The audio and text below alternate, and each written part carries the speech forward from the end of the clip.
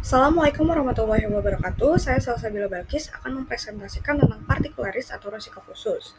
Yang pertama, apa sih itu resiko? Nah, secara umum, resiko adalah kemungkinan terjadinya suatu kejadian yang dapat menghambat pencapaian tujuan atau menimbulkan dampak merugikan. Nah, resiko ini muncul dari adanya ketidakpastian dalam aktivitas manusia atau organisasi.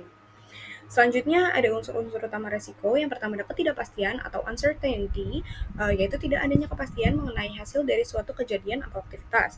Lalu yang kedua ada peristiwa, di mana kejadian atau situasi yang dapat terjadi di masa depan.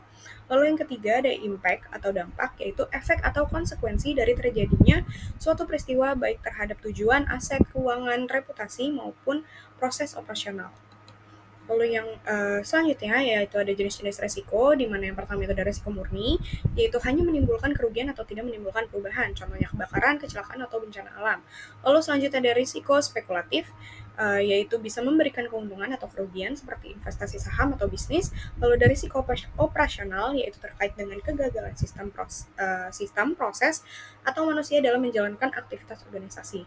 Nah, selanjutnya ada risiko strategis di mana berkaitan dengan keputusan jangka panjang organisasi. Lalu yang terakhir ada risiko sistematis dan tidak sistematis yang akan kita bahas selanjutnya. Apa itu partikularis? Partikularis disebut juga risiko tidak sistematis atau unsystematic risk, adalah risiko yang hanya terjadi pada pihak tertentu saja sehingga akibat yang terjadi dapat dilokalisir.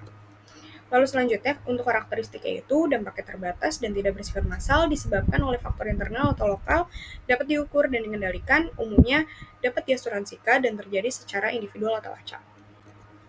Nah, untuk contoh partikularis ini, untuk sektor industri, biasanya itu kerusakan mesin produksi dan ledakan tangki bahan bakar lokal. Dan untuk konstruksi, itu biasanya kecelakaan pekerja, lalu ambruknya perancah di salah satu proyek. Dan untuk sektor rumah tangga, itu biasanya kebakaran dapur, lalu ada pencurian motor, dan korsleting listrik rumah. Dan untuk studi kasus pada partikularis ini yaitu kecelakaan kerja di proyek konstruksi. Nah, untuk kronologinya, pada proyek pembangunan gedung bertingkat, seorang pekerja jatuh dari lantai 3 akibat tidak mengenakan APD. Nah, yang sesuai investigasi ini menemukan bahwa pengawasan penggunaan APD lemah dan pelatihan K3 tidak dilakukan secara berkala. Nah, untuk analisis resikonya, yaitu jenis dari resiko ini ada partikularis, yaitu kecelakaan kerja, dan sumber resikonya itu internal karena kelalaian prosedur dan pengawasan, dan dampaknya itu bisa cedera serius, penghentian sementara pekerjaan, dan kerugian biaya kompensasi. Nah, untuk simulasi penanganannya itu yaitu penilaian ulang SOP K3, pengadaan dan inspeksi APD, pelatihan ulang tenaga kerja, dan pemasangan rambu dan pengawas lapangan tetap. Dan untuk strategi manajemen partikularis ini, yang pertama ada identifikasi resiko, yaitu langkah awal dalam manajemen resiko adalah mengenali potensi kejadian yang dapat menyebabkan kerugian. Dan untuk tekniknya itu biasanya brainstorming, checklist, audit keselamatan, pelaporan insiden sebelumnya. Yang kedua itu ada analisis resiko, di mana menilai seberapa besar kemungkinan terjadinya dan seberapa besar dampaknya menggunakan metode kuantitatif atau kualitatif. Lalu yang ketiga ada evaluasi dan prioritas resiko, yaitu menentukan resiko mana yang paling mendesak untuk ditangani berdasarkan tingkat keparahan dan kemungkinan. Yaitu ada pengendalian resiko, yaitu menyusun dan melaksanakan tindakan pencegahan seperti pelatihan karyawan, perawatan alat, SOP, hingga pengadaan alat pelindung diri. Lalu yang terakhir ada pemantauan dan tinjauan ulang, yaitu menilai kembali efektivitas strategi pengendalian risiko secara berkala, melakukan perbaikan jika ada perubahan situasi atau munculnya risiko baru. Lalu untuk strategi mitigasi ini yaitu yang pertama adalah eliminasi risiko, di mana menghapus penyebab risiko jika memungkinkan. Lalu yang kedua ada pengurangan risiko, yaitu mengurangi kemungkinan atau dampak, contohnya itu pelatihan rutin dan SOP ketat. Lalu yang ketiga ada transfer risiko, yaitu melalui asuransi atau kontrak pihak ketiga. Lalu selanjutnya ada penerimaan risiko, yaitu jika risikonya rendah atau biaya mitigasinya itu lebih tinggi daripada manfaatnya. Selanjutnya kita akan membahas teknik pengambilan keputusan, yaitu di mana ada failure mode and effect analysis, yaitu menentukan titik kegagalan utama dan prioritas penanganan. Lalu yang kedua ada cost benefit analysis, yaitu menilai efektivitas biaya mitigasi dibandingkan potensi kerugian. Lalu selanjutnya ada decision tree analysis, yaitu untuk skenario risiko kompleks, dan SWOT risiko, yaitu mengaitkan risiko dengan kekuatan dan peluang organisasi. Selanjutnya kita akan bahas fundamental risk nih, di mana fundamental risk itu adalah resiko yang memiliki dampak luas dan mempengaruhi sebagian besar atau seluruh masyarakat, tanpa memandang latar belakang individu atau kelompok tertentu. Nah, selanjutnya untuk karakteristiknya ini ada bersifat umum dan luas ya. Lalu selanjutnya ada berasal dari faktor eksternal. Lalu selanjutnya ada sulit dihindari atau dikendalikan. Lalu selanjutnya ada dampak yang masif. Dan yang terakhir tidak dapat diasuransikan secara individual. Lalu untuk contoh dari fundamental risk ini ada bencana alam, pandemi atau wabah penyakit, krisis ekonomi, dan pemadaman listrik. Untuk studi kasusnya itu, kronologinya gempa bumi berkekuatan besar mengguncang zona industri utama di suatu negara, menghancurkan jalan, pabrik, dan jaringan distribusi. Dan untuk ribuan tenaga kerja terdampak dan proses produksi nasionalnya itu terganggu.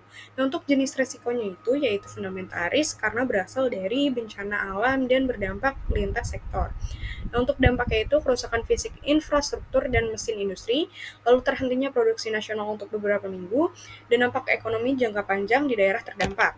Untuk simulasi penanganannya itu ada membangun sistem peringatan dini atau early warning system, lalu perencanaan lokasi industri berbasis risiko gempa yaitu zoning risk base, ada cadangan operasional di wilayah sekunder, dan intervensi dan bantuan nasional yaitu baik logistik, finansial, dan pemulihan.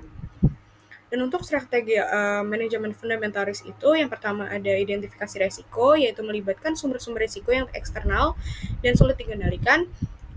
Contohnya itu ada bencana alam, krisis ekonomi, dan pandemi.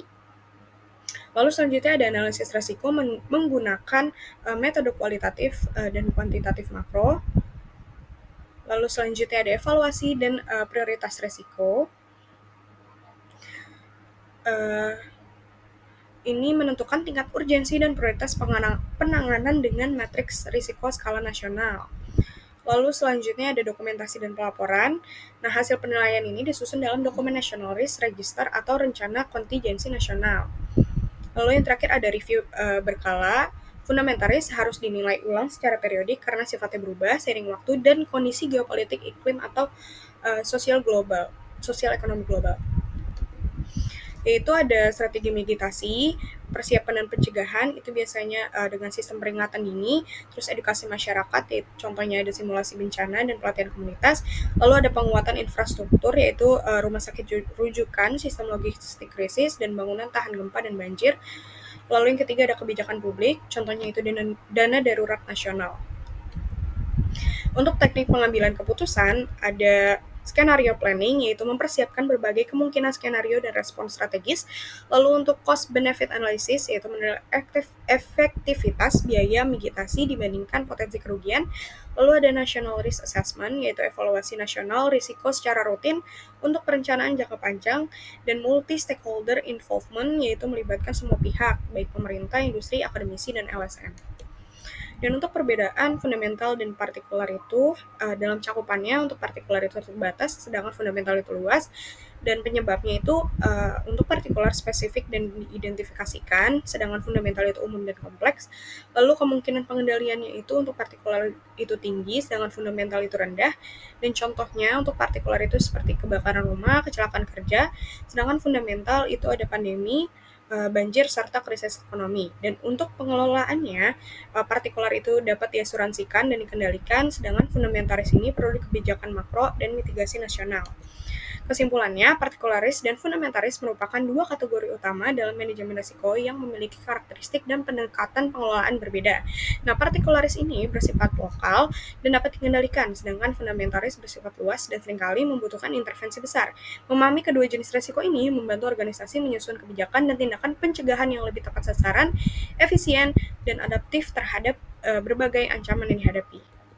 Sekian presentasi dari saya, kurang lebihnya mohon maaf. Wassalamualaikum warahmatullahi wabarakatuh.